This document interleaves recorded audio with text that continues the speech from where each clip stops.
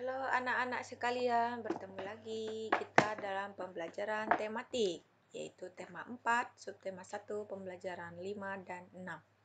Ya, bersama Miss Yana.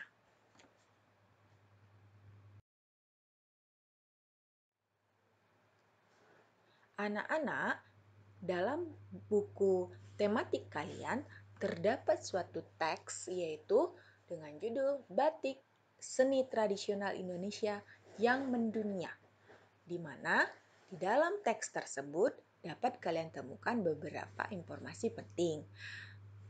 Informasi penting itu yaitu seperti seni batik berasal dari seni tradisional yang dibuat khusus untuk para petinggi keraton pada zaman kerajaan. Namun sekarang batik tidak hanya digunakan oleh orang-orang yang di kerajaan, namun juga oleh khalayak ramai.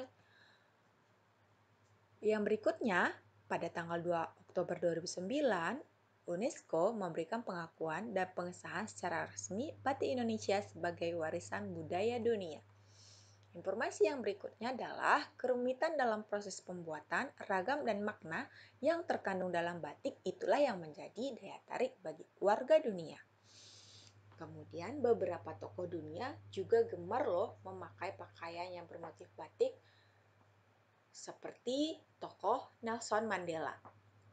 Biasanya tokoh-tokoh dunia itu bisa mengenal batik melalui souvenir yang mereka dapatkan ketika berkunjung ke Indonesia. Nah, pengrajin batik mengalami lonjakan pemesanan yang sangat tinggi dari mancanegara untuk pasar dunia.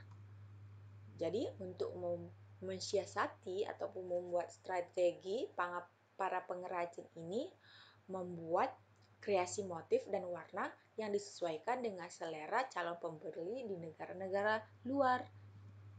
Nah, proses pembuatan batik itu membutuhkan yang namanya ketelitian. Karena dalam proses pembuatannya itu sangat dibutuhkan kejelasan dalam membuat motifnya. Indonesia bekerja sama di bidang kebudayaan dengan negara lain, khususnya negara-negara ASEAN. Nah, misalnya dengan melakukan festival kebudayaan dalam lingkup negara-negara ASEAN dan melakukan pertukaran kebudayaan.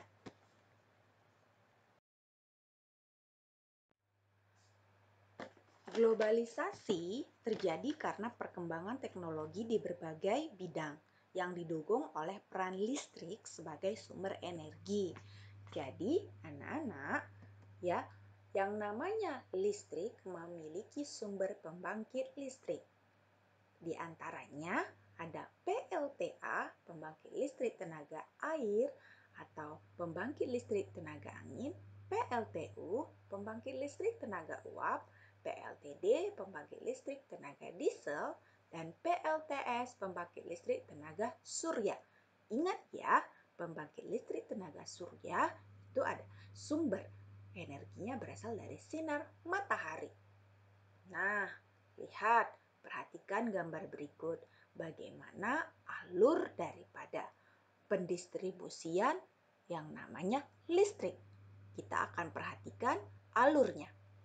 Pertama-tama, pusat pembangkit listrik. Kemudian, dari pusat pembangkit listrik dilanjutkan ke transformator. Transformator itu adalah suatu alat yang bisa menaikkan tegangan listrik. Jadi, dalam transformator ini tegangan dinaikkan menjadi 500 kV. Setelah itu, arus menuju ke sistem transmisi atau disebut juga dengan sutet. Sutet itu kepanjangannya adalah saluran udara tegangan ekstra tinggi, di mana dari sistem transmisi ini listrik mengalir melalui pegunungan, kemudian hutan. Nah, dari situ maka arus listrik menuju ke gardu induk. Dari gardu induk tegangan listrik diturunkan menjadi 20 kilovolt. Nah, setelah sampai di gardu listrik, aliran listrik menuju ke gardu distribusi. Gardu distribusi ini terjadi proses penurunan tegangan listrik menjadi 220 volt. Dari gardu listrik inilah di mana ketika tegangan sudah 220 volt, maka sudah bisa didistribusikan ke rumah-rumah. Ya, di dalam rumah tegangan listrik yang 220 volt sudah bisa digunakan oleh orang-orang yang ada di rumah.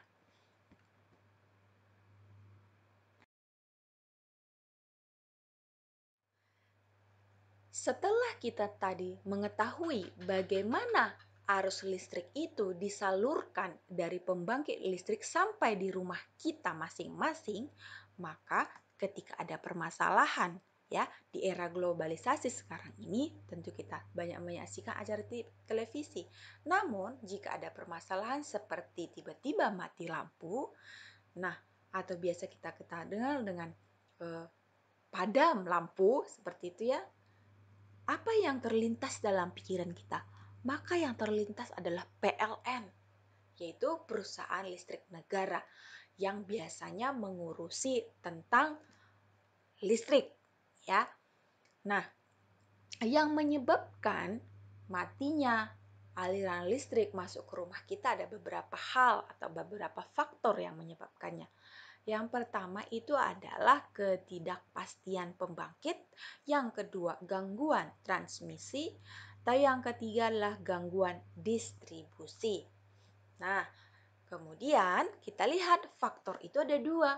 Faktor gangguannya itu dari luar sistem, kemudian ada dari dalam sistem.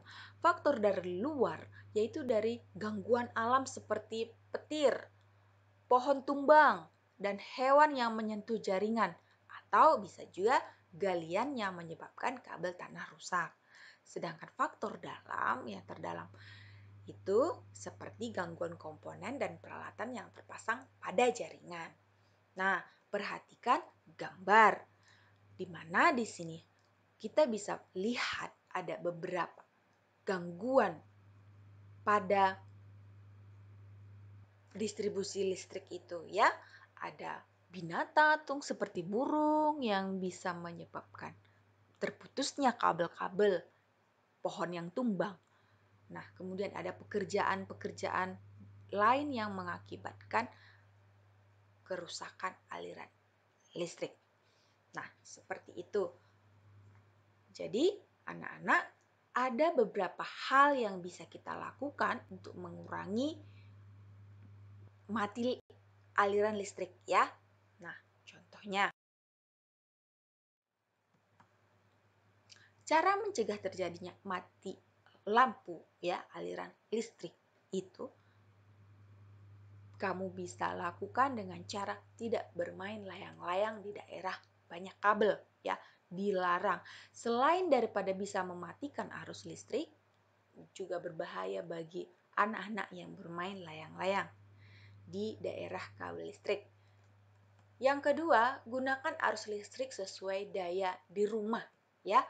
Nah, ketika kalian memiliki barang-barang elektronik yang menggunakan arus listrik, pastikan ya dayanya itu tidak melebihi daripada daya yang ada di rumah.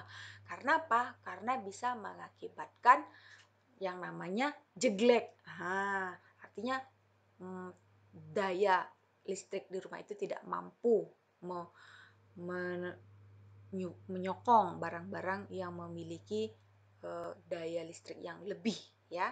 Nah, seperti kulkas, ya pernah ya kalian alami seperti itu ketika kalian menghidupkan peralatan elektronik, kemudian mati lampunya tiba-tiba, aliran listriknya tiba-tiba ya.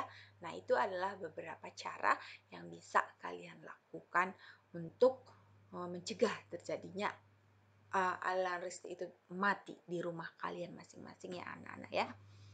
Oke, mungkin itu saja yang bisa sampaikan pada pembelajaran ini. Sampai ketemu di pembelajaran berikutnya. Terima kasih. Bye-bye.